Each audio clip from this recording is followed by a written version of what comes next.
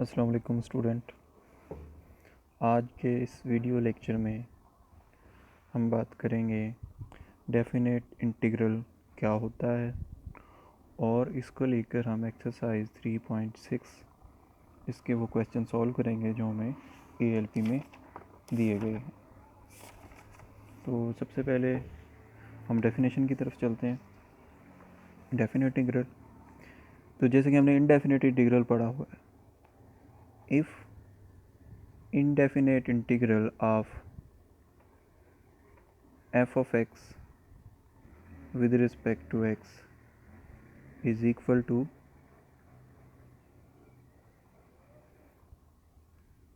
कोई जवाब आ जाता है जब आप इसे इंटीग्रेट करते हैं तो कोई जवाब आ जाता है, कोई फंक्शन है फाई ऑफ एक्स, यानी जो भी जवाब आता है उसका नाम आप फाई ऑफ एक्स रख दें और उसमें एक कांस्टेंट साथ ऐड होगा, आर्बिट्रेरी कांस्टेंट या कांस्टेंट ऑफ इंटीग्रेशन हम इसे कहते हैं।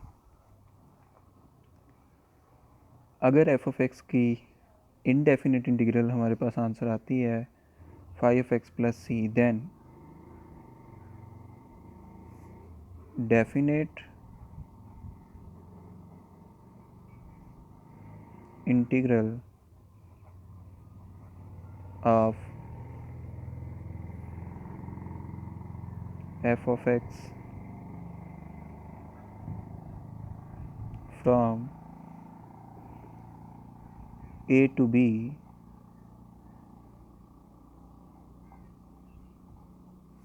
is denoted by integral of f of x with respect to x from a to b, नीचे a लगा देंगे, from a to b, ये a b x की लिमिट्स होंगी, एंड और इसको कैलकुलेट कैसे करना है, एंड evaluated as, इस तरह से आपने इसे evaluate करना है कि अगर आपके पास ये है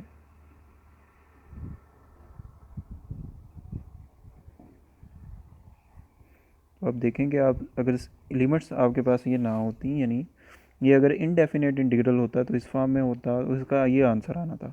तो आपने इसको इनडेफिनेट इंटीग्रल की तरह एक दफ़ा इसको सॉल्व कर लेना है, फाई ऑफ एक्स प्लस सी, जो जवाब आ जाएगा फिर उसके ऊपर जो है आपने ये स्क्वायर ब्रैकेट लगाकर ये लिमिट्स लिख देनी है a to b इधर राइट साइड पे। अब लिमिट्स का मतलब ये है कि ये जो b वैल्यू है इस सारे फंक्शन में जिधर जिधर x है उधर उधर b लगाना है। चलें जी, जिधर जिधर x है सारे फंक्शन में उधर b लगा दें, तो ये हो जाएगा फाई ऑफ b प्लस सी, इस फॉर्म में आ जाएगा। ठीक है, ये जवाब आ जाएगा माइनस, अब इस सारे फंक्शन में जिधर जिधर x है उधर a, नीचे वाली वैल्यू जो है a ये पुट करते हैं, ये आ जाएगा फाई ऑफ a प्लस सी, और अगर आप इसे सिंप्लीफाई कर लें तो ये आपके पास आ जाएगा phi of b, c cancel हो जाएगा, फाई ऑफ a, ठीक है, phi at b minus phi at a। तो ये हमारे पास जी डेफिनेट इंटीग्रल इस तरह से आंसर देगा। अब हम चलते हैं एक्सरसाइज की तरफ, और यहाँ पे आप एक बात और नोट कर लें कि मैं यहाँ पे अक्सर अब सी नहीं लिखा करूँगा, क्योंकि सारी कैलकुलेशन में आपने देखा है कि जब सी जो आ रहा है, ये सी जब आप ऊपर वाली वैल्यू पुट कर रहे हैं तब भी आ रहा है, नीचे वाली वैल्यू पुट कर रहे हैं तब भी आ रहा है, लेकिन फाइनल आंसर में ये सी नहीं आ रहा, क्योंकि एक दफ़ा प्लस सी आ जाएगा और एक दफ़ा माइनस हो जाएगा सी। तो सी जो है ये चूँकि कैंसिल आउट हो जाता है, तो फिर हम इस सारी वैल्यू को इस तरह भी लिख सकते हैं। इसका मतलब कि हम जस्ट फाई ऑफ एक्स ही लिखते हैं, और अगर जब हम इस तरह लिखेंगे तो हमें फ़ायदा क्या होगा कि जब हम बी पुट करेंगे ये आंसर आ जाएगा और ए पुट करेंगे ये, तो ये ऊपर वाला स्टेप हमें लिखने की ज़रूरत नहीं पड़ेगी। ठीक है जी, तो अब मैं डायरेक्ट इसी को यूज़ किया करूँगा, प्लस सी इसमें यूज़ नहीं किया करूँगा, क्योंकि सी हमारे पास कैंसिल आउट हो जाता है। अब चूँकि यहाँ पे आर्बिट्रेरी कांस्टेंट जो है वो कैंसिल हो जाता है, इसलिए हम इसको डेफिनेट इंटीग्रल कहते हैं, इसका एक डेफिनेट आंसर होता है मेरे पास। अब हम चलते हैं जी क्वेश्चंस की तरफ, लेकिन क्वेश्चन से पहले एक वेल नोन थ्योरम है, ठीक है, फंडामेंटल थ्योरम ऑफ कैलकुलस या इंटीग्रल कैलकुलस, इसको आप लिख लें, नोट कर लें।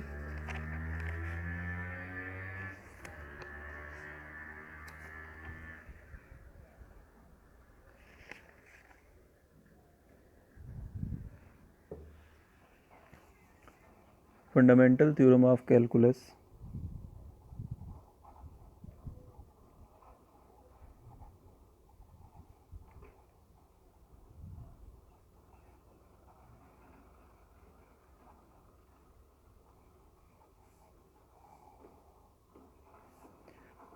इफ एफ ऑफ एक्स को फंक्शन है आपके पास और वो फंक्शन जो है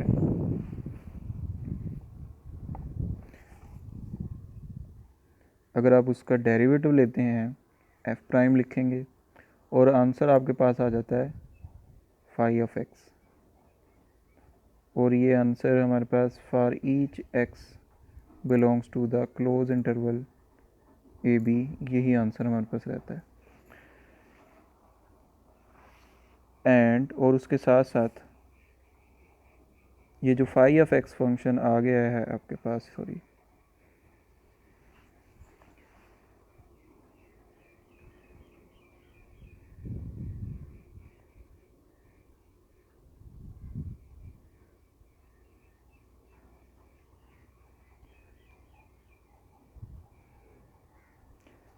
डेरिवेटिव लिया, फाई ऑफ एक्स आ गया अब, और ये जो आपके पास एफ ऑफ एक्स है ये वाला,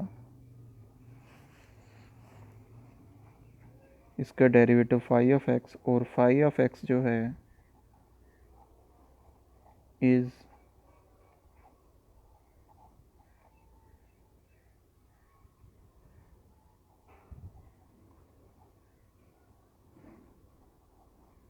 कंटिन्यूअस ऑन ए बी। अगर आपके पास एक फंक्शन उसका डेरिवेटिव फाई एफ एक्स और जो नया फंक्शन आया फाई एफ एक्स वो कंटिन्यूस भी हो, देन तो इसकी जो इंटीग्रेशन होगी फाई एफ एक्स की फ्राम ए टू बी, यानी डेरिवेटिव लेने के बाद जो फंक्शन आएगा उसकी इंटीग्रेशन जो होगी वो बराबर होगी डेरिवेटिव लेने से पहले जो फंक्शन था एफ ऑफ एक्स, उसके ऊपर लिमिट्स पुट करने से हमारे पास आ जाएगी f of p minus f of a. ठीक है, तो ये आमतौर पे हमारे पास जो है ये फंक्शंस के नेम चेंज भी किए जा सकते हैं। अगर इस फॉर्म में लिखा हो एफ़ की जगह फाई लिखा हो, फाई की जगह एफ़ लिखा हो, तो यहाँ पे हमारे पास एफ़ आ जाएगा और इधर हमारे पास फाई आ जाएगा।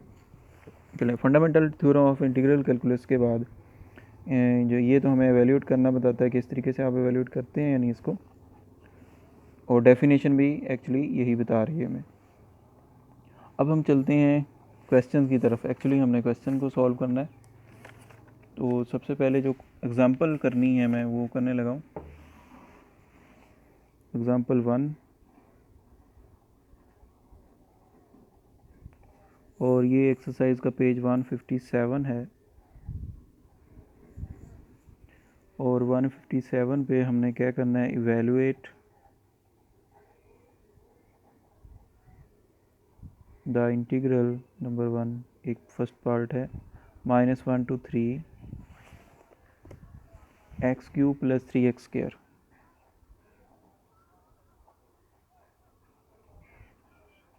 dx, इसको हमने इवेल्यूएट करना है। तो इसको आपने इवेल्यूएट कैसे करना है, आपने क्या करना है कि जस्ट जैसे हम इंटीग्रेशन सिंपल करते हैं, इंडेफिनिट इंटीग्रेशन जो होती है हम उसको करेंगे, यानी x³ की इंटीग्रेशन हमारे पास आ जाएगी x⁴ डिवाइडेड बाय 4। जब आप 3x² की इंटीग्रेशन करेंगे तो पावर में इजाफा करेंगे, x की 3/3, 3 से कैंसिल हो जाएगा और x की 3, ये बस आंसर आ जाएगा। ये हमने सिंपल इंटीग्रेशन कर ली। अब प्लस सी आपने यहाँ पे नहीं लगाना है, जैसे कि मैंने बताया आपने यहाँ पे लिमिट्स लगानी है -1 to 3। अब क्या करनी है कि इस सारे फंक्शन में जिधर जिधर एक्स है उधर ये ऊपर वाली लिमिट, इसको अपर लिमिट भी कहते हैं, अपर लिमिट, और नीचे को वाली जो लिखते हैं ये लोअर लिमिट कहलाती है ऑफ द इंटीग्रेशन।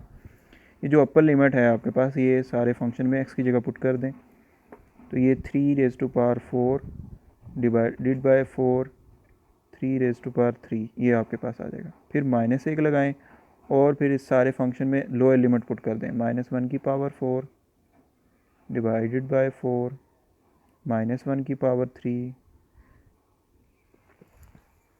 ठीक है जी, जिधर जिधर x उधर उधर -1 आ गया। अब इसको कर लें सिंप्लीफाई, ये जवाब आ जाएगा। तो ये आपके पास 81 आ जाएगा बाय 4 27 -1 की पावर 4 +1 बाय 4, ये माइनस प्लस माइनस, ये एक माइनस प्लस हो जाएगा फिर दोबारा, और ये प्लस आ जाएगा। तो ये आपके पास आ जाएगा जी 81 -1 80/4, 21 + 1 हो जाएगा 27 + 1 हो जाएगा 28, और ये हमारे पास आ जाएगा 48। तो इस तरह से हम इसको कैलकुलेट कर लेंगे। तो बड़ा सिंपल सा ही है, कोई इतना मुश्किल काम नहीं है। जस्ट आपको जो इंटीग्रेशन हम पहले सीख चुके हैं, इंटीग्रेशन आपने उसी तरह से करनी है, इंटीग्रेशन कर लेनी है सिंपल। उसके बाद आपने लिमिट्स को पुट कर देना है। पहले अपर लिमिट सारे में पुट कर देनी है, माइनस लगाना है, और फिर लोअर लिमिट पुट कर देनी।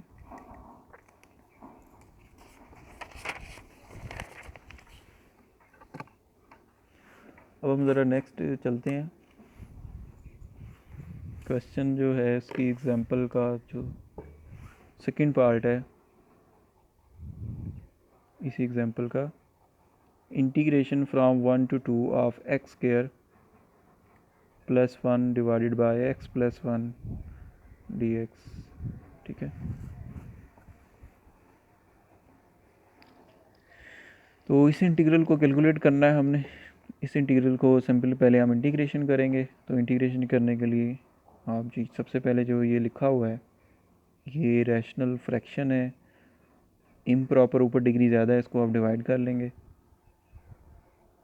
x² + 1 x + 1। तो ये आपके पास आ जाएगा, x से मल्टीप्लाई करेंगे हम इसको, तो ये आ जाएगा x² + x। साइन चेंज कर दें, ये कैंसिल कर दें, 1 - x, एक 1 और ये -x बच जाएगा। अच्छा जी, चलें ये 1 हम उधर लिख लेते हैं, हम तो इधर लिख लें +1, पहले हाईएस्ट पावर वाली टर्म फिर लोएस्ट पावर वाली। अब आप जी इसको मज़ीद कर सकते हैं, x को किससे मल्टीप्लाई करेंगे, -1 से मल्टीप्लाई करें, -x और -1, इस सारे को -1 से मल्टीप्लाई कर दें दोनों को, -x -1, साइन चेंज कर दें, ये आपके पास कैंसिल हो जाएगा, और ये आपके पास 2 बच जाएगा रिमाइंडर। तो इस सारी जो हमारे पास अंदर जो लिखी हुई है इंटीग्रैंड की जगह पर रैशनल फ्रैक्शन, ये हमारे पास इस वक्त बराबर आ जाएगा quotient plus remainder by divisor. तो ये सारी हमारे पास रकमें आ जाएंगी। ठीक है जी, अब हम इसको इंटीग्रेट कर सकते हैं, अलग-अलग रकम की इंटीग्रेशन कर सकते हैं ना। x की इंटीग्रेशन होगी x²/2, -1 की इंटीग्रेशन होगी x 2/x की, जब x + 1 की इंटीग्रेशन करेंगे 2 बाहर आ जाएगा इंटीग्रेशन से, और 1/x + 1 की इंटीग्रेशन हो जाएगी नेचुरल लॉग ऑफ x + 1।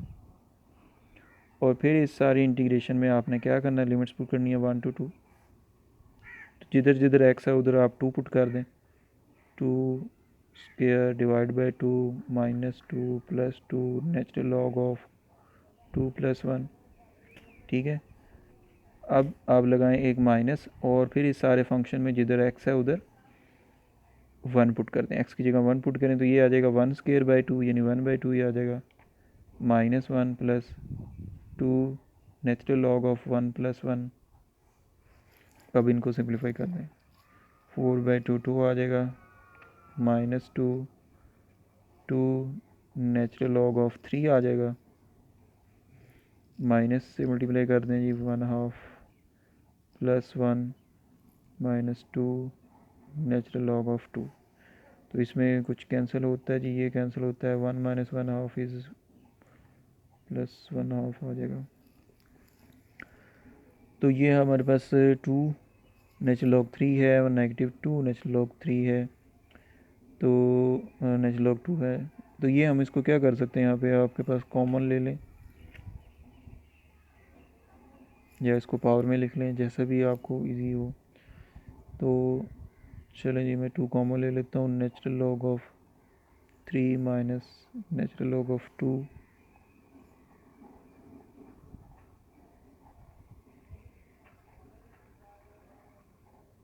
3/2। ठीक है जी, तो इस तरह से ये हमारे पास आंसर आ गया। उसके बाद जी हम क्वेश्चंस की तरफ जाने से पहले मज़ीद एग्ज़ाम्पल जो हैं जो हमें दी गई हैं इनको सॉल्व करते जाते हैं।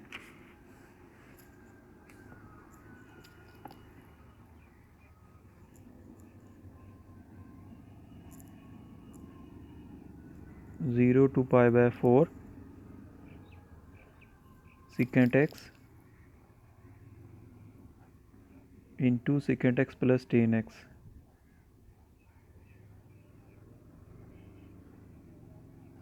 dx। ठीक है जी, अब हमने सबसे पहले तो सिंपल इसकी इंटीग्रेशन करनी है। तो जी सेकेंड को आप अंदर अगर मल्टीप्लाई कर दें, क्योंकि इस फॉर्म में इंटीग्रेशन नहीं आती, सेकेंड मल्टीप्लाई करें ये हो जाएगा second square x plus second x ten x. अब हमें इन दोनों टर्म्स की इंटीग्रेशन आती है। तो फर्स्ट टर्म की इंटीग्रेशन सेकेंड स्क्वायर एक्स की, क्योंकि ये टेन का डेरिवेटिव होता है तो टेन एक्स होगी, plus second x ten x की इंटीग्रेशन होगी, किसका डेरिवेटिव होता है सेकेंड का, तो सेकेंड एक्स होगी इंटीग्रेशन। अब इस इंटीग्रेशन के आंसर में हमने ये लिमिट्स पुट करनी है 0 टू π/4। चलिए जी, अब इस सारे में जिधर जिधर एक्स है उधर π/4 पुट कर दें तो ये बन जाएगा 10 π/4 प्लस सेकेंड π/4 माइनस लगाएं और अब लिखें जी इसमें एक्स की जगह 0, 10 0 माइनस सेकेंड 0। ठीक है जी, ये हमारे पास आ जाएगा। अब आप इसको सिंप्लीफाई कर लें। What is 10 π/4? 10 π/4 जो है वन आता है हमारे पास 45 डिग्री, प्लस सेकेंड π/4 1 ओवर कोस π/4 काज π/4 1 ओवर कोस π/4 1 ओवर स्क्वायर रूट 2 माइनस 10 0 पर 0 होता है, चलें यहीं माइनस बाद में तरफ कर देते हैं, और सेकेंड 0 हमारे पास यानी 1 ओवर कोस 0 1 होता है, तो ये 1 आ जाएगा। ये आप ऊपर ले आएंगे, मज़ीद इसको सिंप्लीफाई हम करके लिखते हैं तो ये 1 प्लस स्क्वायर रूट 2, ये माइनस माइनस फिर प्लस 1, तो आंसर हमारे पास आ जाएगा 2 प्लस स्क्वायर रूट 2। ये हमारे पास आंसर आ जाएगा।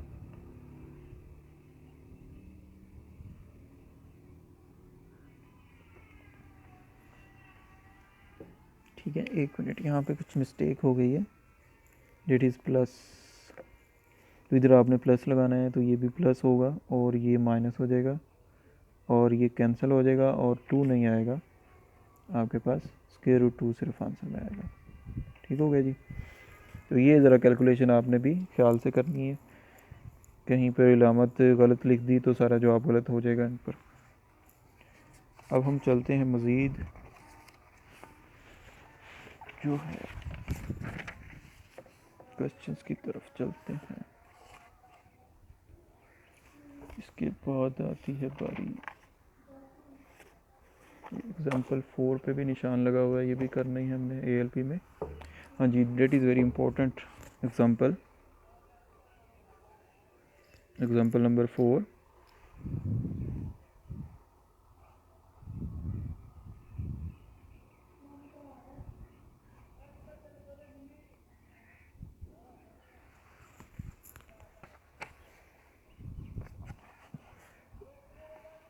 एग्जाम्पल 4 में हमें कहा गया है इंटीग्रेशन फ्राम -1 to 2 या इंटीग्रल फ्राम -1 to 2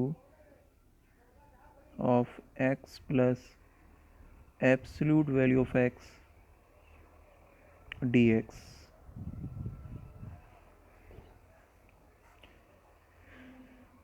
देखें, जब भी आपके पास एब्सोल्यूट वैल्यू के फॉर्म में फंक्शन आएगा तो सबसे पहले एब्सोल्यूट वैल्यू ख़त्म करनी है। अब एब्सोल्यूट वैल्यू ख़त्म करने का क्या तरीका होता है? एब्सोल्यूट वैल्यू फंक्शन हमारे पास बराबर आता होता है एक्स के, अगर एक्स की वैल्यूज़ ग्रेटर देन और इक्वल टू ज़ीरो रहती हैं, और एब्सोल्यूट वैल्यू फंक्शन हमारे पास बराबर आता है नेगेटिव एक्स के, अगर एक्स की वैल्यूज़ लेस देन ज़ीरो रहती हैं। ठीक है, यानी ये जो हमारे पास मॉड फंक्शन है, एब्सोल्यूट वैल्यू फंक्शन है, एब्सोल्यूट वैल्यू के अंदर जो चीज़ है उस सारे की वैल्यू अगर ज़ीरो या ज़ीरो से बड़ी आएगी तो फिर वो मॉड सिंपल ख़त्म हो जाएगा, यानी ये मॉड की लामत ख़त्म हो गया, एक्स आ जाएगा। लेकिन अगर मॉड के अंदर सारी रकम नेगेटिव है, लेस देन ज़ीरो है, तो फिर मॉड ख़त्म करके एक माइनस भी लगाना है। तो इसका मतलब ये मॉड कैसे ख़त्म होगा डिपेंड करेगा कि एक्स की किस तरह की वैल्यूज़ हैं। अब यहाँ पे जो आपको दी गई हैं, ये जो लिमिट्स दी गई हैं -1 to 2, ये एक्स की लिमिट्स हैं। एक्स की जो वैल्यूज़ हैं वो -1 और 2 के दरमियान वाली हैं। ठीक है, एक्स की जो वैल्यूज़ हैं वो -1 और 2 के दरमियान में हैं। एक्चुअली -1 और 2 जो हैं ये लिमिट्स हैं, एक्स की लिमिट्स हैं, वैल्यूज़ एक्स की यहाँ पर है। ठीक हो गया। तो हम क्या करते हैं कि हम अंदर जो हमारे पास वैल्यूज़ हैं, चूँकि वहाँ पे ऐसी वैल्यूज़ भी हैं जिसमें मॉड के अंदर नेगेटिव वैल्यू बन सकती है, तो उन वैल्यूज़ को अलहदा कर लेंगे और एक्स की वो वैल्यूज़ अलहदा कर लेंगे जिन पर मॉड के अंदर पॉजिटिव वैल्यू बनेगी। तो देखें मॉड के अंदर एक्स है और एक्स को ये वैल्यूज़ मिलनी है, और एक्स की वो वैल्यू जो -1 से लेकर 2 तक, अगर यहाँ पे कहीं ज़ीरो होगा हमारे पास, -1 से 0 तक जो एक्स की वैल्यूज़ होंगी वो हमारे पास नेगेटिव आएंगी, तो मॉड के अंदर नेगेटिव नंबर बनेगा, और 0 से 2 तक जो है वहाँ पे मॉड के अंदर पॉजिटिव नंबर बनेगा। तो हम क्या करेंगे, इस इंटीग्रेशन के दो हिस्से कर लेंगे। ठीक है, इंटीग्रेशन एक्चुअली सम होता है, तो हम इस सम को दो हिस्सों में अलग अलग सम कर सकते हैं। -1 to 0, ठीक है, इसको आप ऐसे लिख लें, प्लस लगाएं, बाकी हिस्सा क्या बचता है 0 to 2 plus 0 to 2 x plus mod of x dx। अब देखें x की वैल्यूज़ कहाँ से कहाँ तक है, -1 से 0 तक है, तो इसका मतलब मॉड के अंदर नेगेटिव नंबर बनेगा। तो मॉड को जब आप ख़त्म कर देंगे यहाँ पे, क्योंकि x की नेगेटिव वैल्यूज़ हैं, मॉड के अंदर नेगेटिव वैल्यूज़ हैं, तो जब आप मॉड ख़त्म करेंगे तो यहाँ पे नेगेटिव मोड के अंदर वाला लिखेंगे, मोड के अंदर वाले को एक माइनस से ज़रब कर देंगे, क्योंकि मोड के अंदर नेगेटिव बन रहा है। यहाँ पे बात करें तो मोड के अंदर पॉजिटिव वैल्यूज़ बन रही हैं, क्योंकि ये 0 2 के दरमियान पॉजिटिव वैल्यूज़ होंगी। तो हमारे पास जब मोड ख़त्म होगा तो x वैसे ही बाहर आ जाएगा। ठीक है, अंदर वाली रकम, मोड के अंदर वाली रकम आप मोड से बाहर निकाल देंगे। जहाँ पे मोड के अंदर वाली रकम नेगेटिव है वहाँ पे मोड से बाहर निकालते हुए ए रकम को माइनस से मल्टीप्लाई करना है, और जिस हिस्से में मोड के अंदर वाली रकम नेगेटिव नहीं है वहाँ पे हम उस रकम को सिंपल वैसे ही बाहर निकाल लेंगे।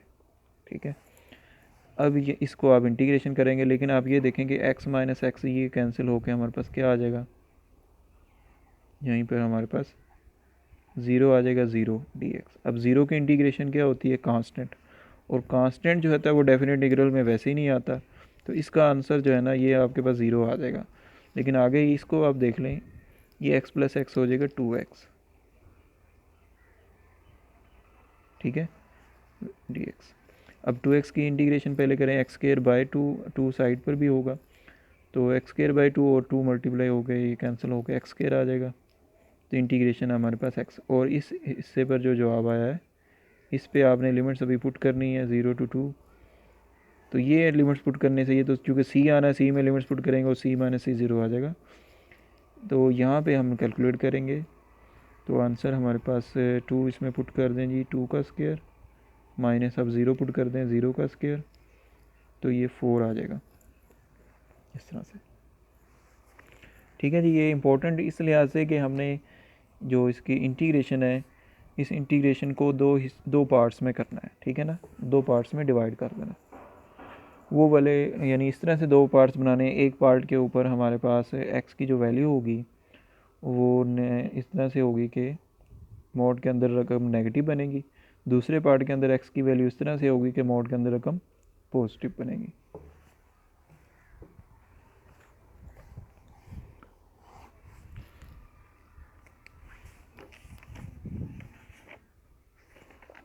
इसी तरह एक और भी है हमारे पास एग्ज़ाम्पल है, एग्ज़ाम्पल नंबर 7 है, evaluate 0 to pi by 6 x cos x।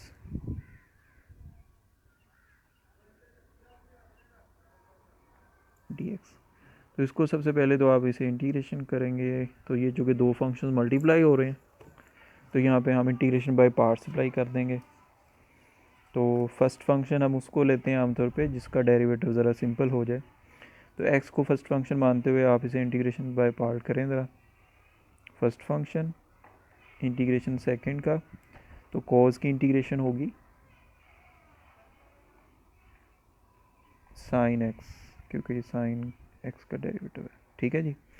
तो ये हमारे पास चूँकि इंटीग्रेशन से बाहर होता है, आ जाता है इंटीग्रेशन लेने के बाद, तो इसमें जब ये जवाब आ जाता है तो इसमें ये लिमिट्स आपने लगानी है 0 to पाई बाय 6, फिर माइनस, फिर हम कहते हैं जी इंटीग्रेशन के अंदर आपने लिखनी है, इनकी इंटीग्रेशन इस तरह से करनी है कि फ़र्स्ट का आपने डेरिवेटिव ले लेना है, वो 1 आ जाएगा, सेकंड की इंटीग्रेशन लिख देनी है, वो है साइन एक्स,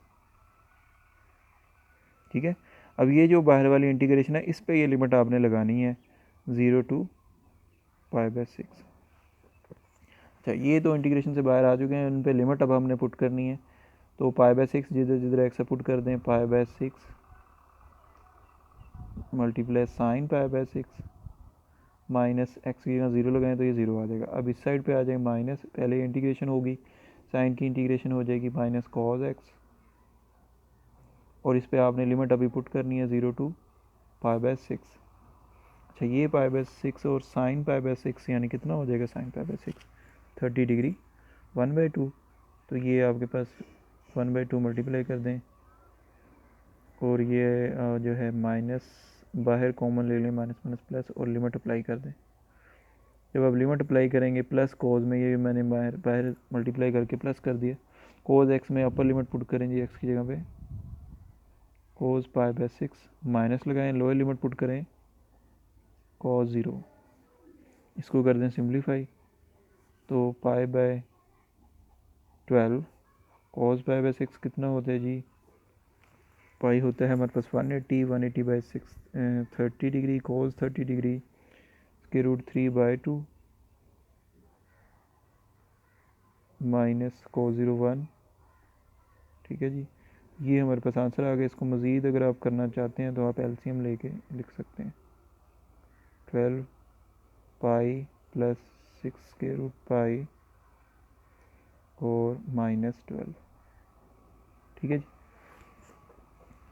अब हम चलते हैं आगे, x natural log of x 1 to e।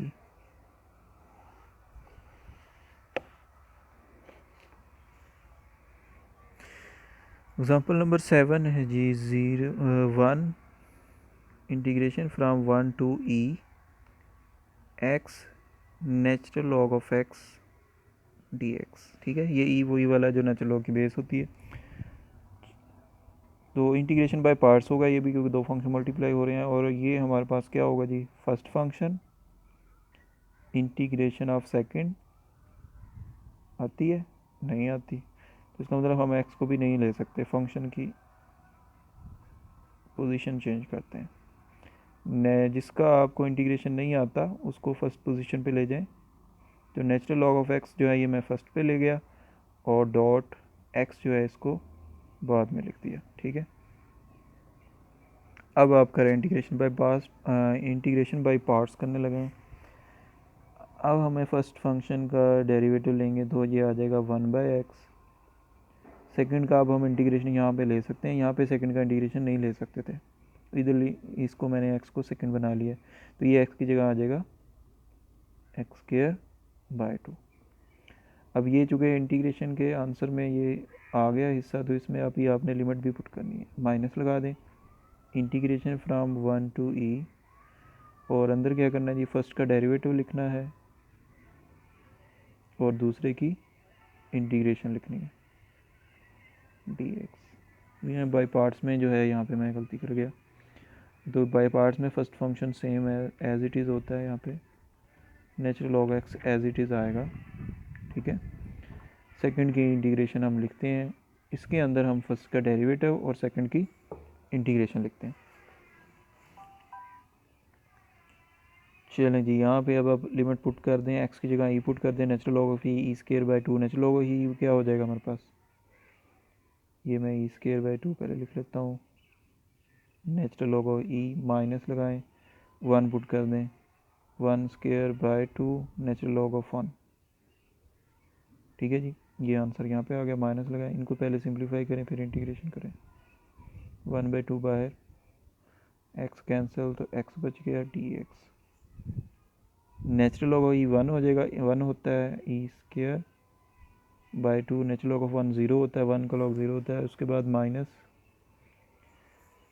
1/2, और ये एक्स की इंटीग्रेशन एक्स स्क्वायर बाई 2, तो 1/2 बाहर निकाल दें, एक्स स्क्वायर आ जाएगा, और जो जवाब आया है बाकी इसमें लिमिट्स आपने पुट करनी है 1 to e।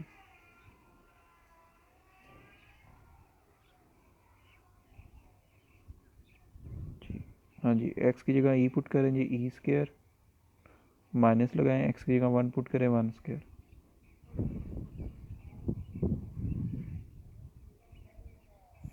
E square by 2 minus 1/4 E square minus minus plus 1। मज़ीद इसको आप क्या कर सकते हैं, एलसीएम ले लें जी,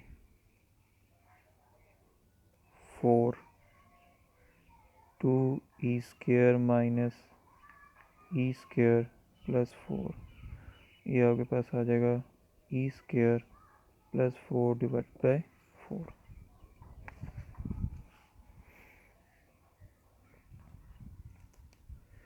अच्छा जी, टाइम काफ़ी हो गया, काफ़ी लंबा लेक्चर चला गया, चलें जी यहाँ पे हम ख़त्म करने लगे, नेक्स्ट लेक्चर में हम एक्सरसाइज के क्वेश्चंस सॉल्व कर लेंगे।